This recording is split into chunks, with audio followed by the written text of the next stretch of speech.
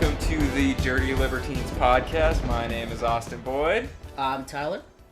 And today we're going to be talking about the first presidential debate of the presidential season. What was that? Plus other topics. Amongst other topics. But mainly the debate. Mainly the debate. I mean, that's probably all everybody wants to talk about right now. So, first things first, general reaction to the debate, Tyler. I liked both candidates. What am I saying? I hate both candidates. Yeah, but, I was like, whoa.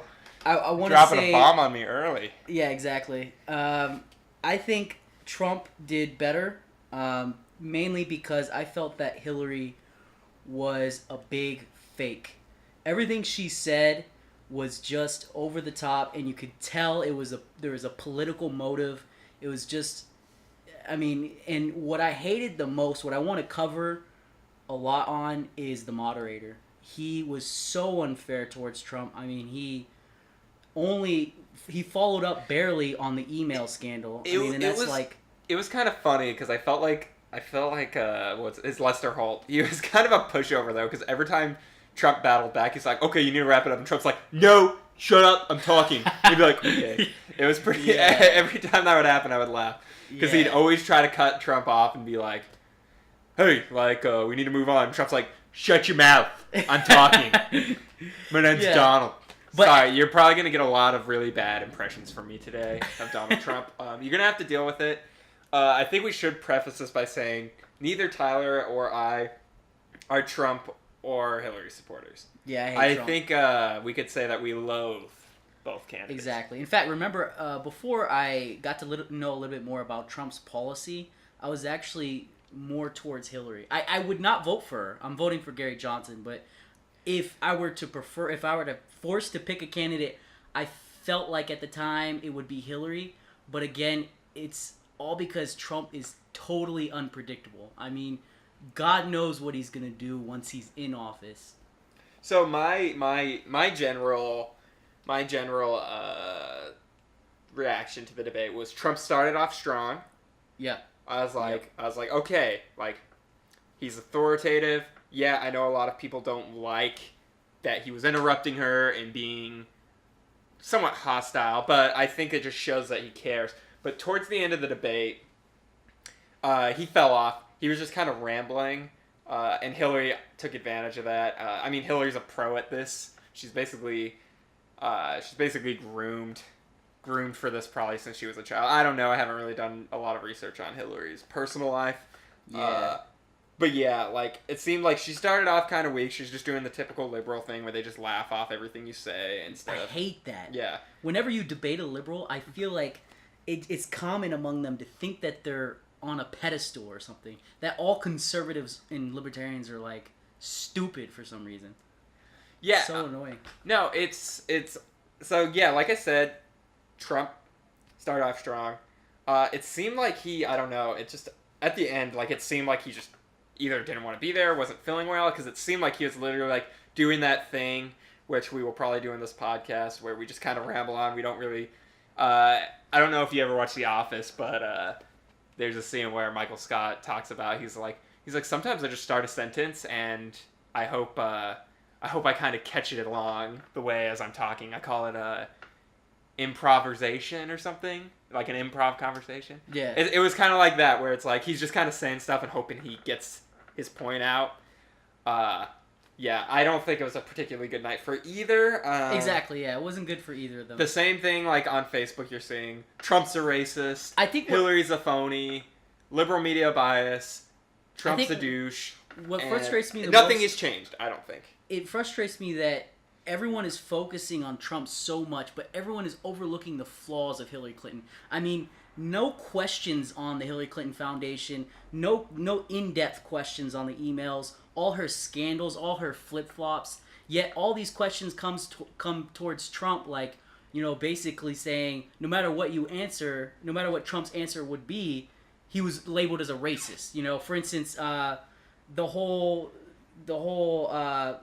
legislation discriminating against African Americans, about, I didn't even know what that legislation was about. Like, there's no way to answer that without seeming like a racist. Also, the whole tax cheat thing. Are you a birther? There's no way to answer those questions without seeming like a racist. And then also when the moderator would correct Trump, saying, no, the fact is that, for instance, you did deny, you did support the Iraq War back then. And Trump said, no, I didn't. I don't think it's the moderator's job to debate Donald Trump. He's supposed to be the moderator. He's not supposed, even if he thinks it's a fact, I think at that time, it's appropriate for you to just let him make his statement and let the public make their decision. But instead of you, it looks really bad on Trump as the moderator to try to make those statements against Trump and say, no, you're wrong, this is the truth. But, there is a legit argument for why, Trump actually did oppose the Iraq War in 2003, because he has said it before, and there is evidence that he said, I think, with Sean Hannity. Now, he has said also during that time that maybe he would be against it, but, Trump, he's always flip-flopping every other day. But the point is, I don't think it was the moderator's job to sit there and try to debate Trump. That wasn't his role.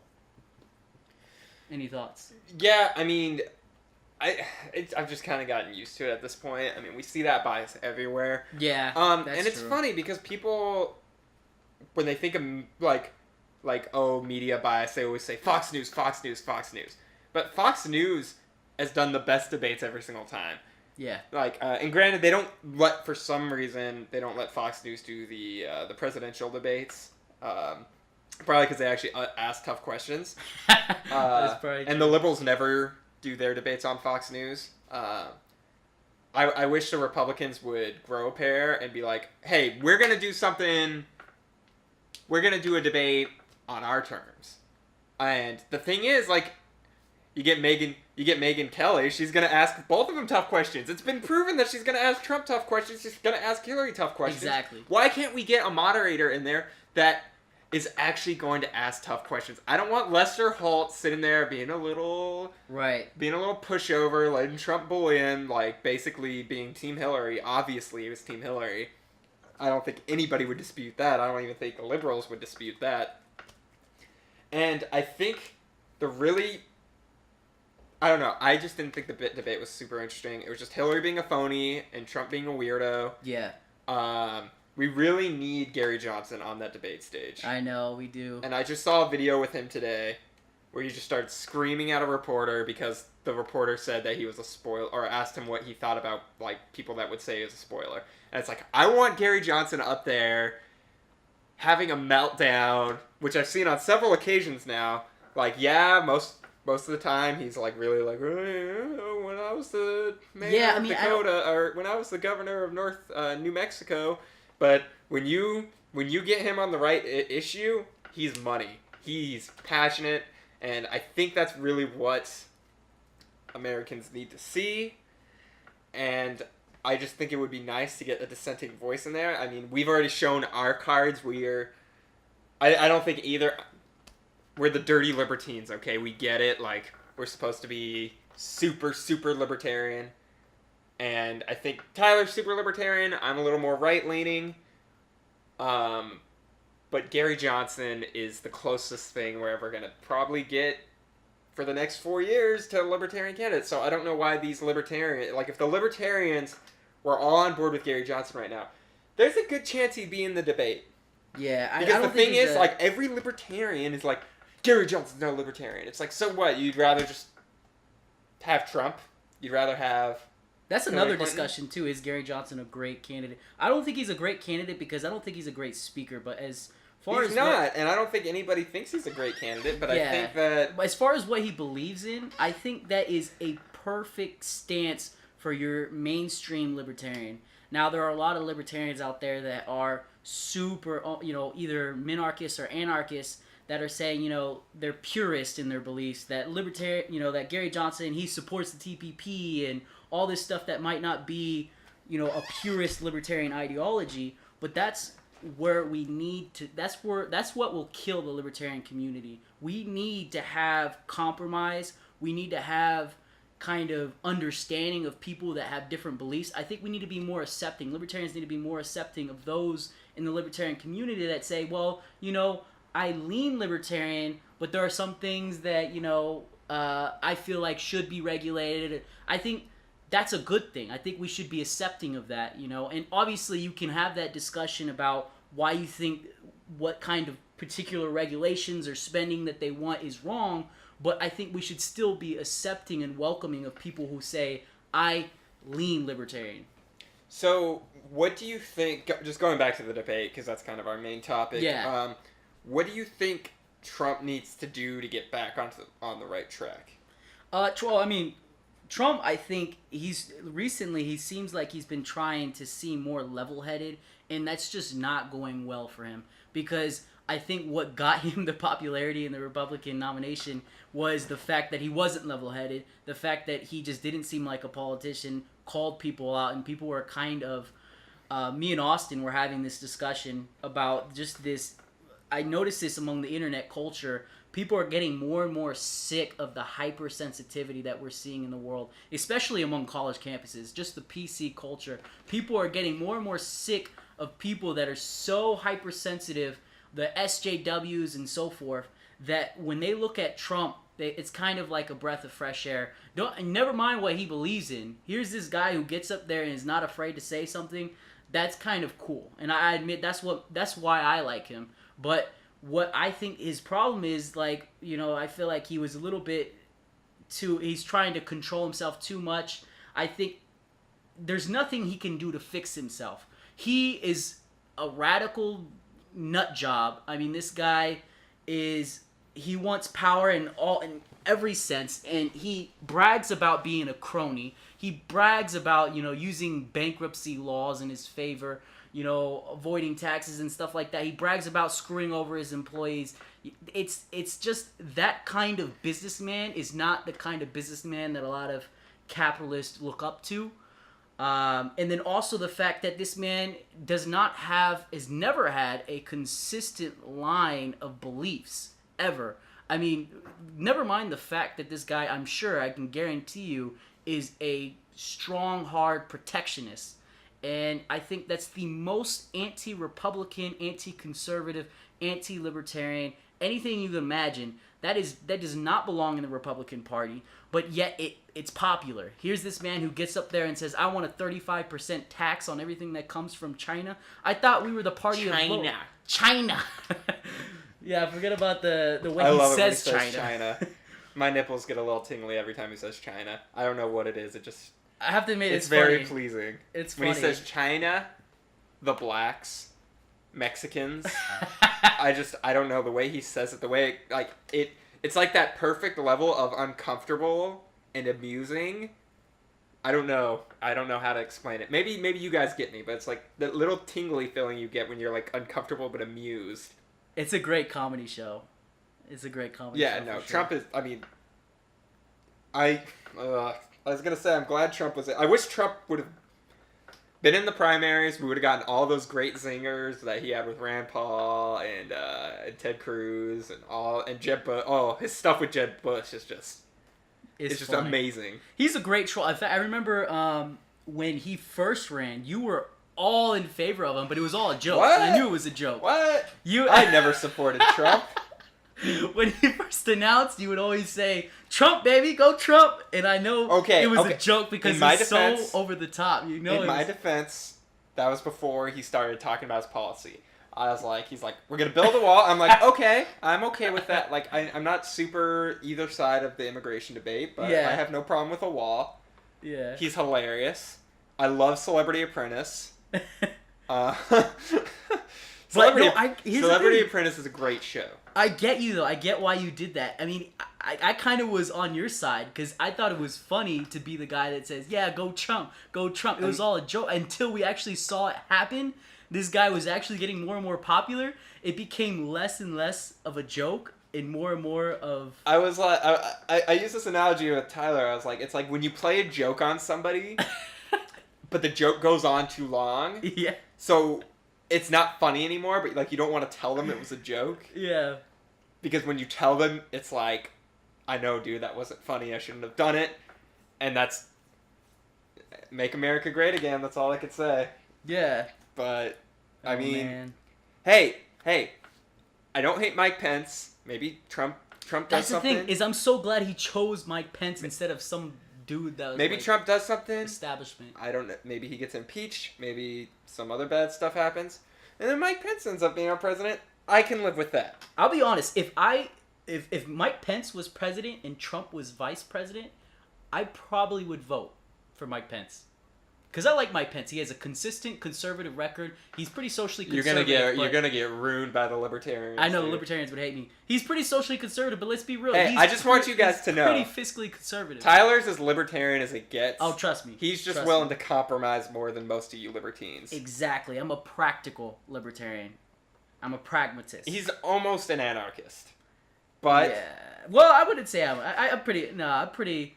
I think. I can moderate my beliefs a lot. It's weird because I feel like I'm more right leaning than you, but I'm more down for anarchy than you. You are, yeah. I'm more down for the anarchy. Because we should do a podcast on anarchy and get an I'm down. anarchist. Yo, I would love to debate an anarchist. I love talking to anarchists more than I love talking to conservatives. Well, because if somebody's an anarchist, you know that they've given some kind of critical thought to this. Yeah. Because like you don't just say I'm an anarchist. Well, I mean, I guess.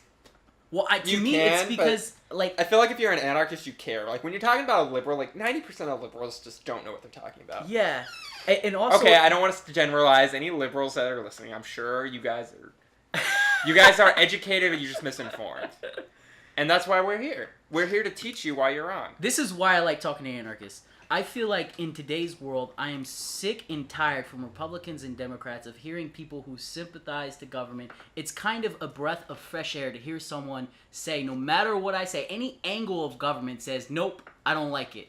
It's kind of a breath of fresh air because I'm no matter what level of government, no matter to what degree, I'm always cynical of government. I'm always untrustworthy of it. But as me alongside many other libertarians, we see it as a necessary evil. So when you have an anarchist saying, just verifying how evil it is, it's kind of a breath of fresh air because people are so trustworthy of government these days. And what's frustrating is like on that debate stage, we're seeing two people that are just symbols of what big government brings. Yeah, Donald Trump's two different angles. Two different angles. Donald Trump is the icon of how you become a crony capitalist and make your money basically using the government. Yeah. Hillary Clinton, same thing, but she's done it through, she's made all of her money through government. And Hillary Clinton, I hate her so much. Yeah. I would rather, she's just so fake, man. I would vote for D's Nuts or Harambe. Well, I'd vote for Harambe over most candidates. But I would definitely vote for either of those over Hillary Clinton.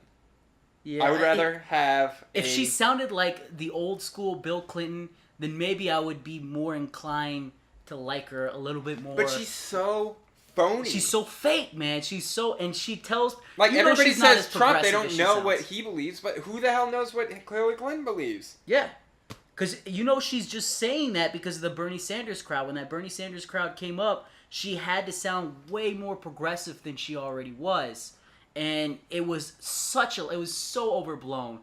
People would make fun of her about how she would try to do such desperate things to appeal to, the Latin American community or Black American community. Just say stupid things and do stupid things. I remember, what dance did she do? She did some dance.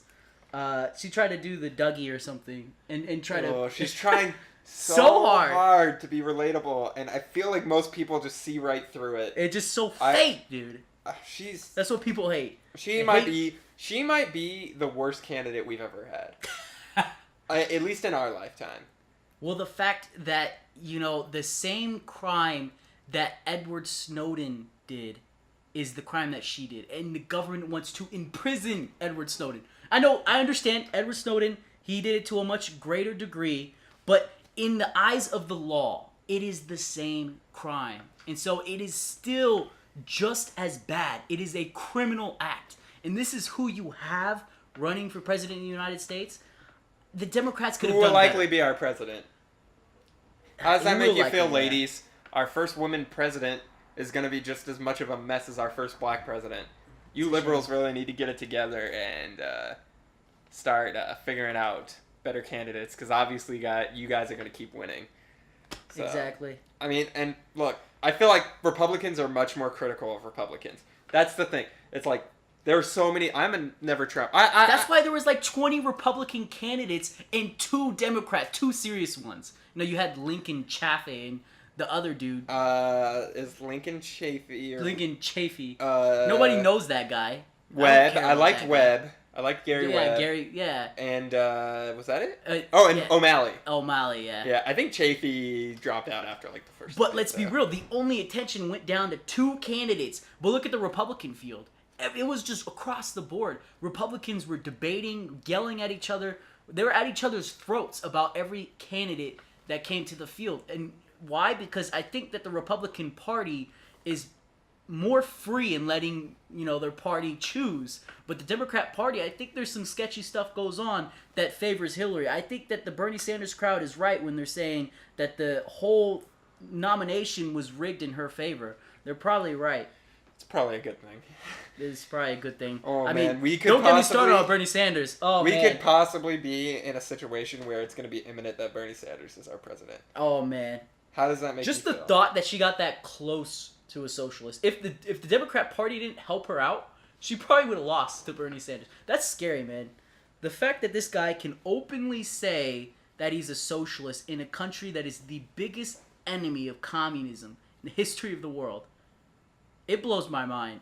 This guy can... I think it's disrespectful, to run for office in America and say you're a socialist. Yeah. I don't understand why Americans... I think we'll do a Bernie Sanders episode eventually. I'd love to do that. I'd love to collect some facts and then be more prepared for that. Yeah, but no, I think let's stick with the debate. I want to talk about the no-fly list. Oh, okay. So that's where Trump, I feel, either needs to reevaluate and go on on CNN or something and be like, hey, I didn't really give it any critical thought, which I know is bad, but it's Donald Trump we're talking about. He can do that anytime he can do that because he does it all the time.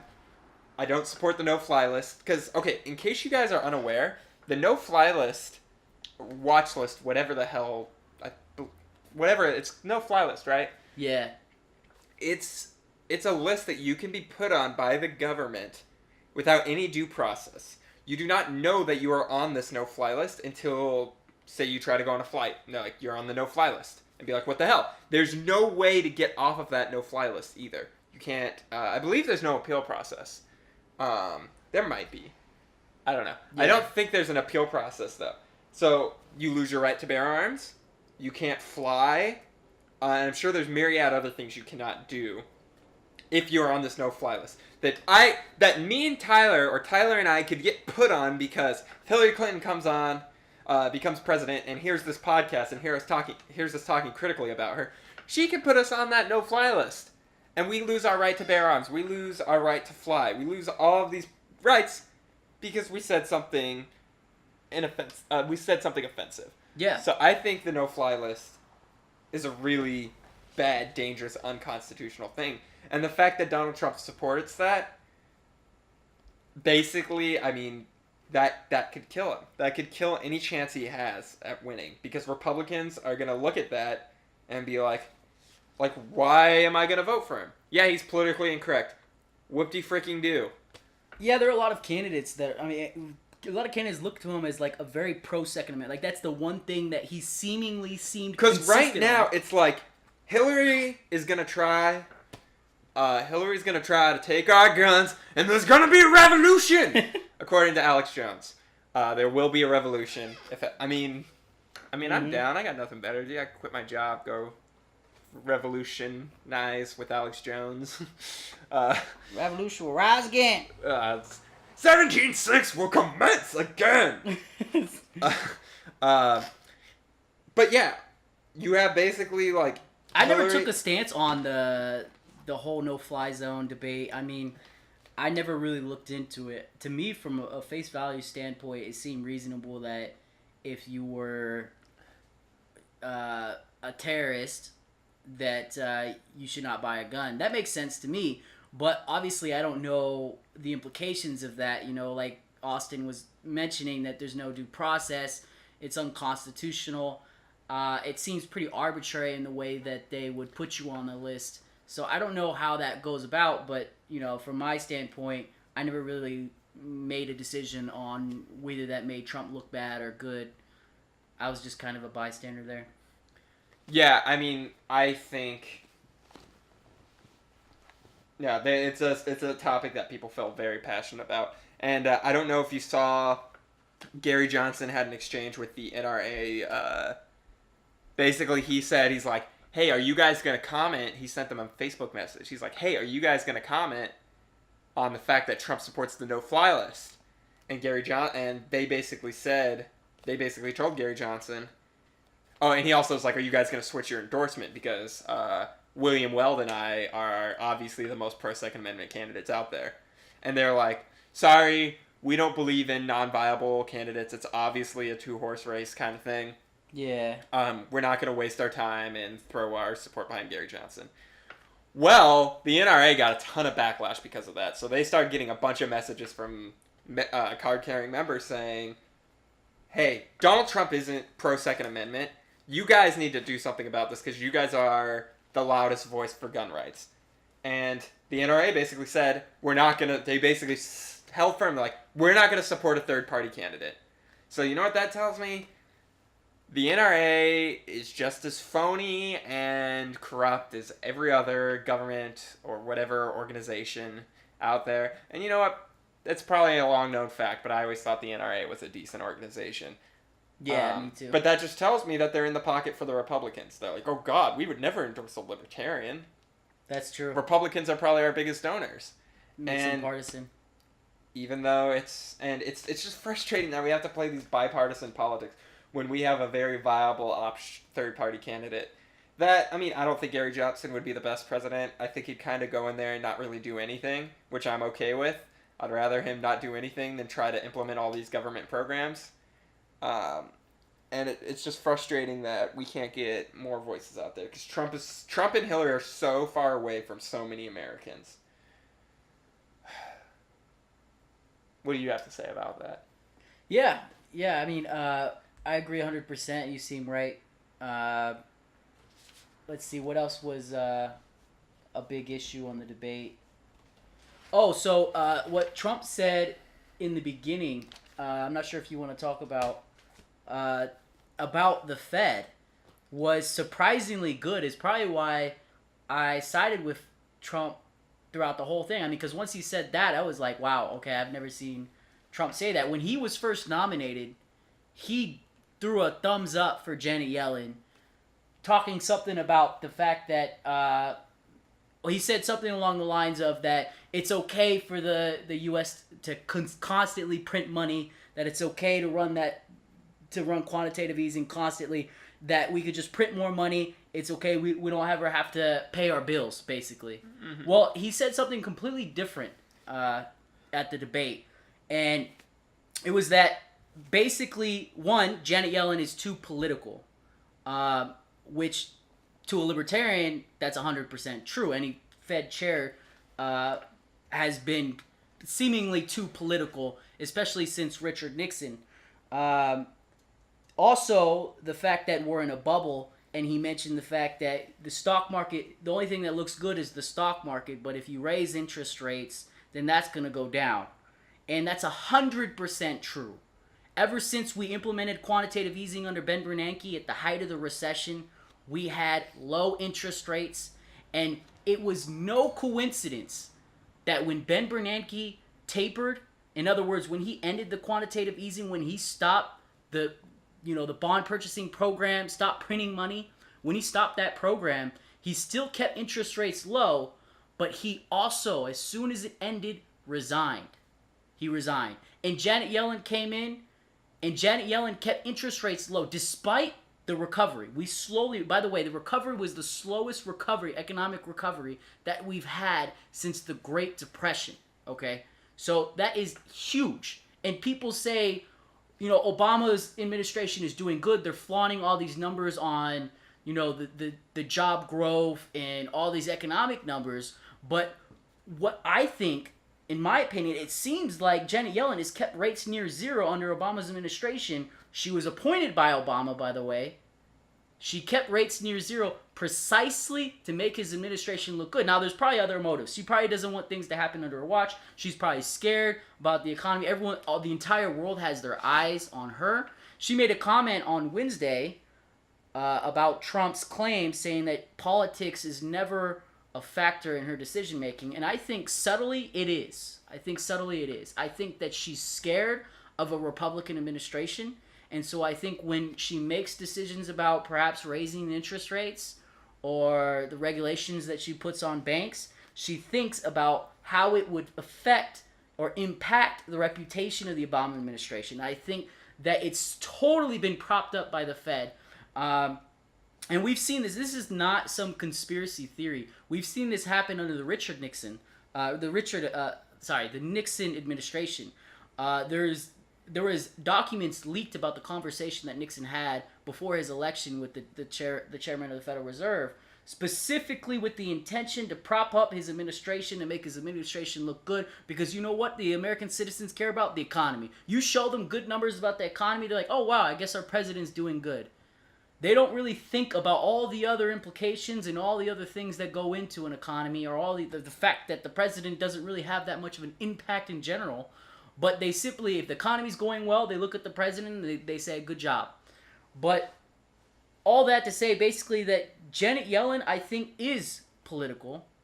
And I think that's the biggest problem that many Republicans even don't address, the fact that the Fed has way too much arbitrary power. Now, many libertarians are on this whole movement that Ron Paul started to end the Fed, and a lot of people are worried about the idea of what does it mean to end the Fed. Now, I personally am not necessarily. I'm on the more Milton Friedman side. I'm not necessarily the guy that says I want to end the Fed. I just think that the amount of arbitrary and independent power that the Fed has is too much. The fact that Janet Yellen can make these decisions on her own, she's going to make these decisions with her own motives and not for the American people. That's the biggest danger. The Federal Reserve needs oversight by Congress, period. And the way that we do that is implement a rule of law, a law for which the Federal Reserve must follow. And it should be governed by this rule of law. I think that we can have many different ways that we can implement this, whether it's a steady inflation of nominal GDP. It could be many different ways. Whether we follow the Taylor rule, we somehow make some sort of model and put it into law using the Taylor rule. There's a lot of different things that we can have. We can have laws, implement laws that can govern and put oversight over the Federal Reserve. Now, I think what Trump was talking about when he said that we are in a bubble, and that if Janet Yellen raises rates, the bubble's going to pop, that is so true. Although that's a very face value analysis of it, I think that's the way that you can approach it in a debate. That's the best way in a debate where there's so many people watching. That's the most comprehensive way to talk about it. But it's amazing to see Trump say something like that, even though he's flip-flopped on it. When he was first nominated, he said he had a different approach to Janet Yellen. He approved of Janet Yellen. But here's a mainstream candidate who's dissing Janet Yellen. That's a thumbs up in my book. Sorry, I went on too long for that. Yeah, that was a little. No, that was impressive. Pulling out some knowledge there. So Sorry. No, it's fine. So I believe I saw a number saying that Trump got asked like 14 questions compared to like Hillary's 2 or something. Something Exactly. crazy. So what we already kind of talked about the role of the moderator. Is there any way to fix this issue of just such obvious bias towards candidates on the left? Is there a way? Well, first of all, don't pick a liberal. I mean, this guy was obviously a liberal. The moderator was a liberal. He was a pro-Hillary. He's a Hillary whatever. What do the freaking socialists say? Shill. I don't even know what that word is. That word is such a liberal. I hate liberal buzzwords. Every time there's a liberal buzzword, it pisses me off so much. Well, we should do like bigotry. We'll Bigotry do, wasn't a thing. if we ever eventually do videos, we'll do like top 5 most annoying liberal buzzwords. and we'll go into That's such a good idea. yeah, we'll go into why they're annoying as hell. Like bigot, shill, racist, misogynist, homophobe, sorry. Islamophobe. What is it? Xenophobe, transphobe, basically any phobe. There's so many different like liberal buzzwords that come out of nowhere. I swear, it's just I don't. Anyways, what I was saying was this moderator was way too pro Hillary, is what I'm trying to say. And if it's obviously you're always gonna have someone who's gonna have an opinion. So it's not easy to find someone who's legitimately not pro-Hillary and not pro-Trump, but there are moderators that can do their freaking job. Instead of trying to be the debater, be the moderator. And that's what pisses me off the most. When you try to fact-check Trump, okay, that's your opinion. There is a legitimate argument. Not that I want to defend Trump. Don't make me defend Trump, because I hate Trump. But not like there's a legitimate... I'm tired. I'm tired of defending Trump. Tired of defending Trump. I got an argument. Tyler and I got an argument with one of my friends on Facebook who was saying Trump's a racist. Yeah. Trump's a bigot. His name shall not be mentioned. His name shall not be mentioned, but there is a possibility he'll listen to this and he'll know. I'm sorry. I don't mean to throw you under the bus, but we need to talk about it because I think it's important. We do. Let's talk about it right now. So, I think, you know what, maybe we'll have him on the podcast one of these days. But we were talking, I said, how is he a racist? And he came up with like these like totally fallacious claims, like the wall is a big middle finger to Mexicans, and I'm like... He made this huge rabbit trail to basically make this huge jump that because Trump wants to build a wall, he's a racist. Because he points out illegal immigrants, he's a racist. There's no connection there. I'm losing you. That is such a far jump to assume that because he calls out illegal immigrants, when he says, illegal immigrants are rapists and murderers and whatever, and some, I assume, are good people. First of all, he's talking about a small portion he's probably implying a small portion of the Mexican population, the illegal population. And then even then, a fraction of that, the murderers and rapists. He did not clearly say that all Mexicans are rapists and murderers, but yet he continuously, like every other liberal, insists that is racist, that he's saying all Mexicans are rapists and murderers. You see this so much. This is why Trump's winning in the first place. People are tired of that hypersensitivity that, someone says something like that and they're a racist. Tyler and I went to a very liberal university. Oh, yeah. So I see every single day on my Facebook feed, Trump is a racist, Trump is a bigot, Trump is a white supremacist. I literally see it every single day on my newsfeed. And it's like, can you form? That's not a legitimate argument to me. I'm sorry that if you feel that he's racist, but I'm sorry, I don't think that's a legitimate argument to say that he should be president. Let's talk about policy. Let's talk about how he wants to raise tariffs. Let's talk about how he's pro no-fly list. Let's talk about... Here's my message to every He wants to ban Muslims.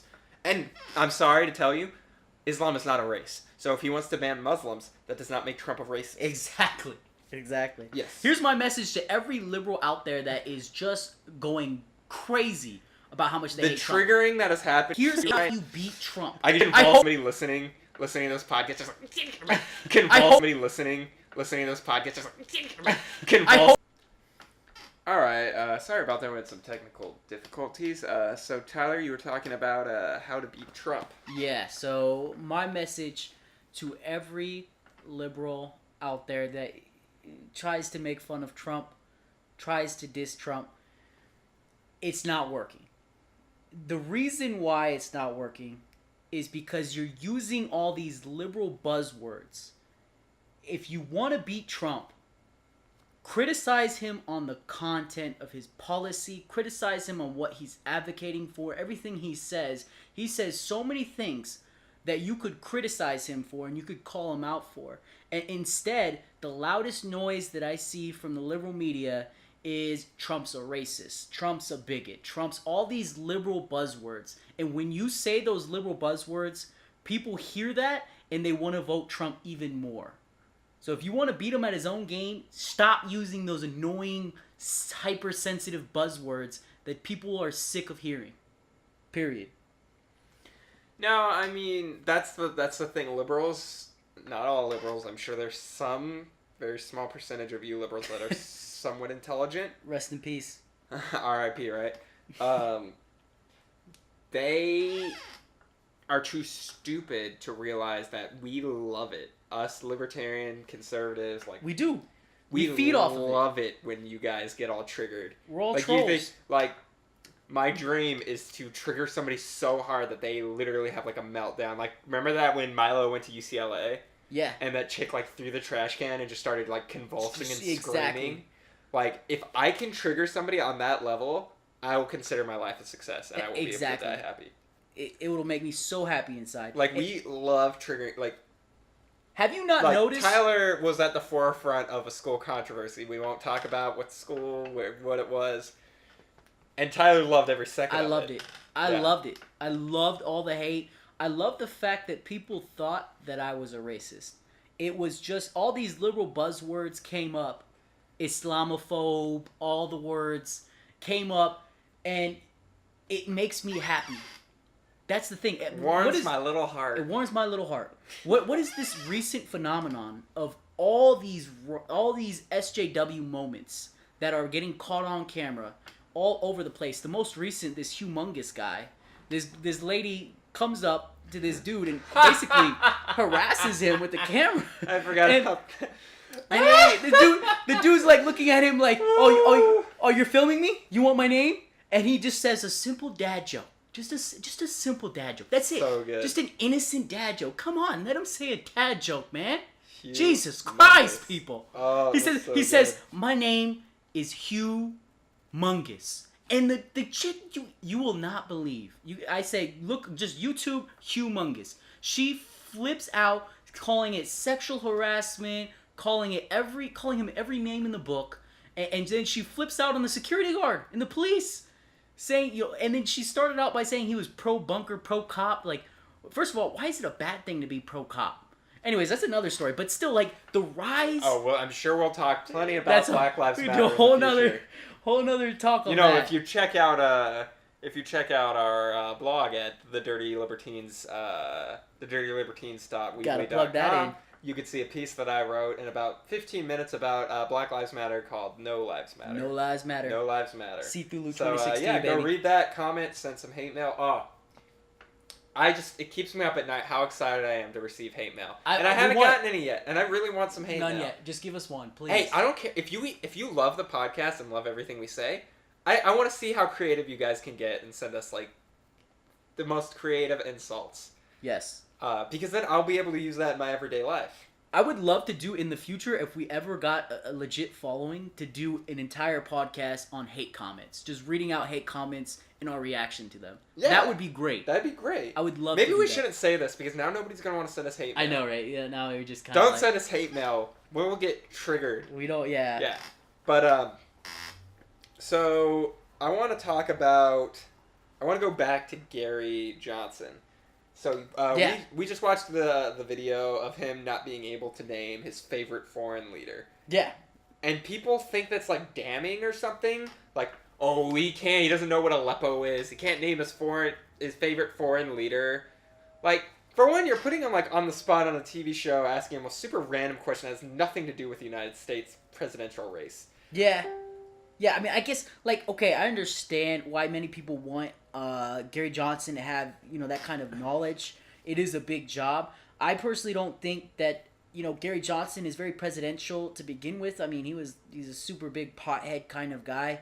But still, I mean, it's just not a relevant question. I feel like it just doesn't say anything as to what Gary Johnson believes in and stands for. It doesn't take away from what he, like, the content of what he believes. It doesn't make him seem any more stupid or whatever. It's just something that he's not able to name. And why should he? It is no reason for. Yeah, like I don't see like yeah, he probably should know that stuff. He's trying to become the most important person in the free world. But I don't care. I don't think like if he comes out and says that he supports a gun ban and he wants to raise taxes and he loves the Fed and basically That's much more damaging to me. Then especially for a what is Republican. Aleppo? I literally had no idea. And don't pretend like you knew. You people didn't know what Aleppo was either. Yeah. Nobody knew what Aleppo was except for people that Well, I knew what Aleppo was. Yeah, but you're a nerd. Nobody knew what Aleppo was except for these stupid nerdy people. Yeah. I get wow. it, yeah. It annoys me that you knew what Aleppo was because you just totally just destroyed my point. You know what? Let's move on. Let's okay. But at the end of the day, who cares? Nobody cares. Nobody. I don't care. The media is famous for this, focusing on things that don't matter, like Trump being a racist. It doesn't matter. There's so many things that we could be talking about right now. But we'd rather talk about a gorilla that got murdered. What I feel like R.I.P. Harambe. Among the most urgent issues is our fiscal crisis, our budget, and nobody wants to talk about our budget, our spending problem, our tax problem, whatever you believe in, whether you're big tax and spend or low tax and spend, or whether you believe in big deficits. The conversation, I think, is very urgent because many people think that running consistent deficits can't go on forever. But nobody wants to talk about that. Instead, we're talking about what is Aleppo. Donald Trump, is a racist because in 1952 he said something. Like, I don't care. When he was a baby. When he was born. He repeated something. He mumbled under his breath. The N-word because he heard somebody say it. People, come on. Give him some... He's been a racist since birth. It's in his genes. Jesus Christ. I'm so tired of social justice warriors. Calm down, people. Jesus. Oh, God. But yeah, I mean, unfortunately, like, we don't care about the Aleppo. We don't care about him not being able to name his favorite foreign leader. Really don't. But, unfortunately, people do. The media wants people to believe that they care. People are brainwashed to think these things. And it's like, it's unfortunate because... I just feel like people are believing what they're hearing and not actually doing the research themselves. But I think we also wanted to talk. So we talked about the debate. That's our thoughts. Donald probably lost the debate. Well, I think. What about the post-debate polls? I mean, there's a lot of. So it's very interesting. The CNN poll that came out right after, apparently a scientific poll, I'm not necessarily denying or agreeing with it, but anything that comes from CNN I don't really trust is unbiased. But the Communist News Network? Exactly. Or Clinton News Network. Got him. Basically, CNN poll came out saying that Clinton won by huge margins. I don't really think that's true. There are a lot of online polls. The majority of online polls are showing that Trump is winning by huge margins. And while online polls are not scientific, they are a high indication of voters who will actually vote in the election. And the fact that the majority of these online polls are from liberal websites too, by the way. Time Magazine, so forth. Local news polls. All these that you might expect to have liberal-leaning audience actually have Trump winning. So it's very interesting. I think that there's a mixed reaction among many people. I think you go to the Midwest, you're going to see a lot of people that are going to probably say Trump. And then you go to the West, you're probably going to see a lot of people that say Hillary Clinton won. And at the end of the day, obviously the people that are Democrat are going to say Hillary won. The people that are Republican are going to say that Trump won. What is it anyways to say that you won the debate? At the end of the day, this debate had two people that said their beliefs and people took it for what it is. Some people took the side of what they believed in. Now, I think obviously Trump looked worse precisely because of the shitty moderator. And maybe if we had a moderator that would actually ask tough questions for Hillary, would actually do his job, then maybe we could actually have better polls for Trump. I don't want to, be in favor of Trump. I don't want Trump to win. I'm tired of people overlooking how bad Hillary did and how little tough questions she was asked. It just frustrates me.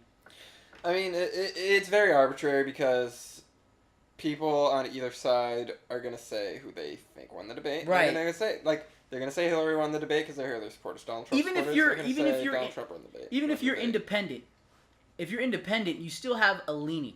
Many independents are saying, I'm independent, but I'm voting Donald Trump, or I'm independent, but I'm voting Hillary, whatever. The independents have a preconceived notion about both candidates, and they're going to stick with their beliefs.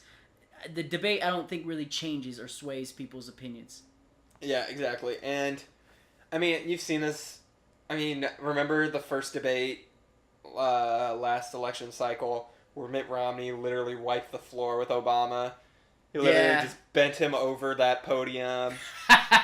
Yeah. And was like, I'm taking this presidency away from you, baby. Yes. And, it still didn't really, so I don't think the debate. And then many really people matter said that much. Obama won, so. I'm sure people thought Obama won, even though he literally looked like he was asleep that whole debate, and Mitt Romney literally just. It was insane how bad that beatdown was. But, hey, it's, I think the debates I think the debate would have done great for somebody like Gary Johnson to kind of show him, but everybody knows if you're a Trump supporter, you're probably not going to get swayed.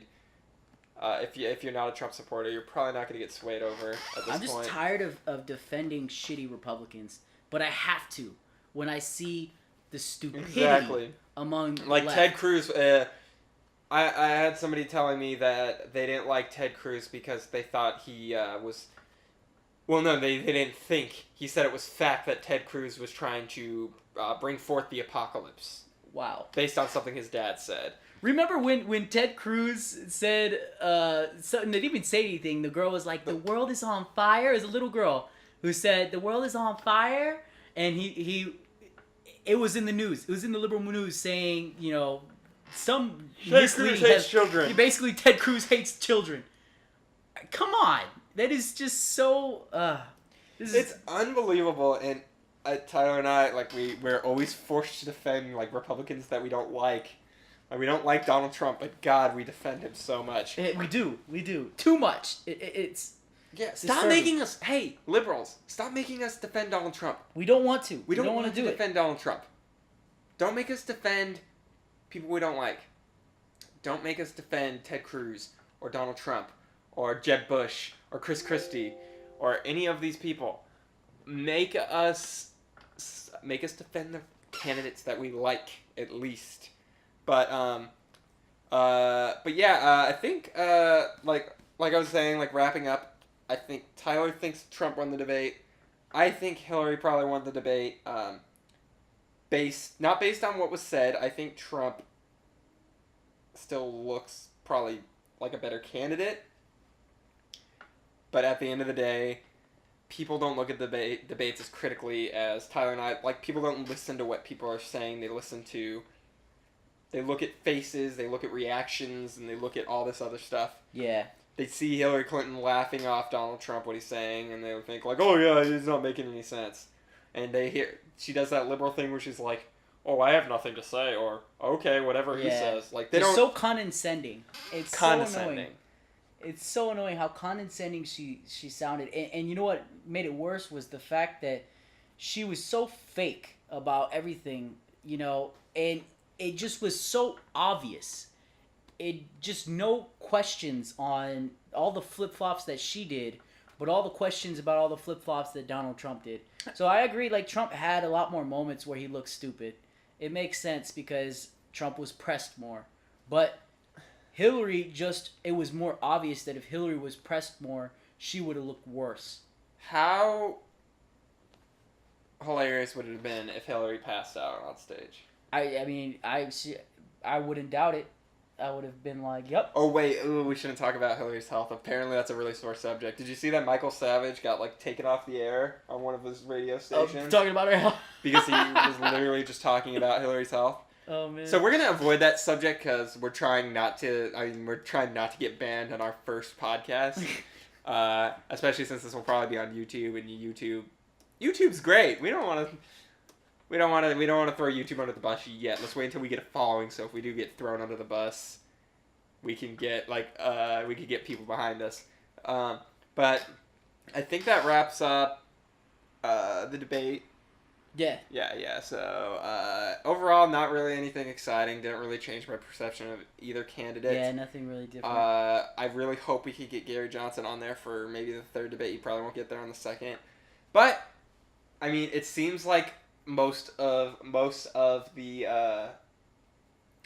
reaction was negative towards both candidates. Most of the stuff I'm seeing is like, oh, well, we're screwed either way. America loses either way.